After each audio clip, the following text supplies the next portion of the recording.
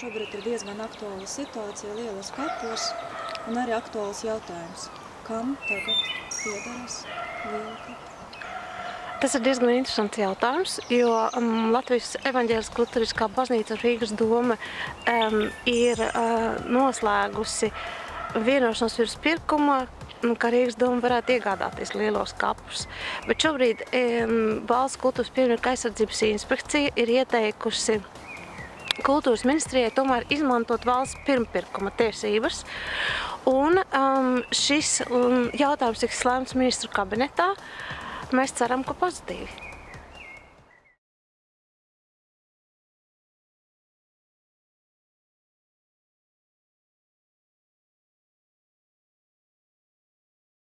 Vai Rīgas doma šodien var būt vispār atbildīga gan politiski, gan saimnieciski par šo svarīgu vietu?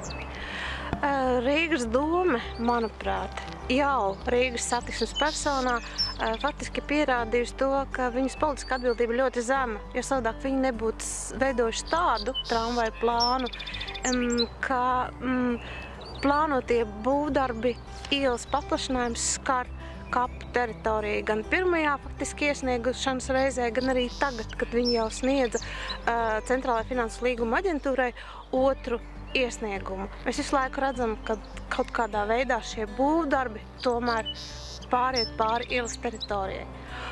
Un, ja mēs runājam par kopšanas darbiem, par saimniecisko pusi, tad es domāju, ka vislabākais piemērs ir Aktes piemineklis. Ādams Akte, starp citu, faktiski ir tramvaja tēvs Rīgā. Viņš arī izveidoja pirmo tramvaja līniju. Un šeit ir redzams rezultāts, kas notiek ar pieminekļiem, ja kapos izmanto smago tehniku, faktiski nepiemērotu tehniku, ko mēs arī šodien ļoti labi redzējām, ka plaši tiek izmantots smilšs un sāls maisījumi, un sāls faktiski bojā pieminekļus. Un neskatoties uz to, ka Valsts kultūras un pieminekļu aizsardzības inspekcija ir ļoti izveidojusi ļoti detalizētu instrukciju, kā ir jākop kapi, šī instrukcija netiek ņemta vērā. Ja Rīgas doma pārņems kapus, kādi ir iespējamie riski?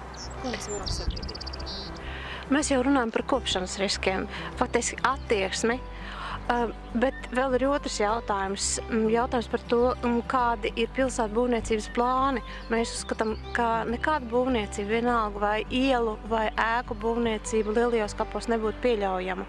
Tas, ko mēs šobrīd redzam atļautās apbūves plānos Rīgas domas dokumentos, ir 2 ielu izveidi lielo kapu teritorijā. Tā ir arī faktiski tādā pašā veidā kā Senču ielas karot kapu teritoriju. Tā ir Indrāna ielas pagarinājums.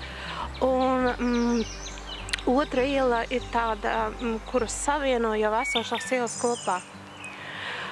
Mums tas dara diezgan tramīgus attiecībā uz to, vai vispār šie Rīgas domes attīstības plāni faktiski notiek apkārtējās vides un kapu interesēs.